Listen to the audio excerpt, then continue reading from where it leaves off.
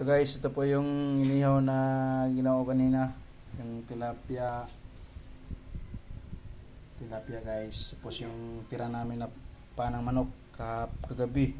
Tapos yung konting ano guys, yung karang linggo naman yan, inutang namin. Pati rin yung tilapia, utang din po yan guys. Talagang naghihirap na yung vlogger. Wala nang pambiling ulam. Kaya puro utang na lang muna.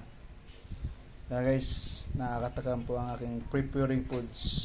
Happy Sunday po sa lahat. Sana mabusog po kayo. Yummy po yan guys. Yan o.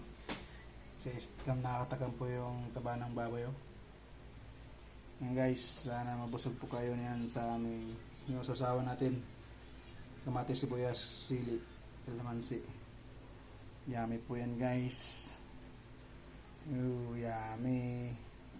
Sana po samahan nyo kami sa aming pagkain ngayon. Sana mabusog po kayo guys. God bless po sa inyong lahat. Shout out po sa inyong lahat, followers and viewers ko, kung ang sulok mo kayo ng mundo. Sana lagi ko kayong makasama habang nandito po ako sa mundo ng pag-iisang content creator. Dito na lang po guys. Happy Sunday sa inyong lahat. At sana mabusog kayo sa aming hinandang almusal sa tanghalian. Thanks for watching. Please share and like ng video. Thank you. Bye bye. Love you all.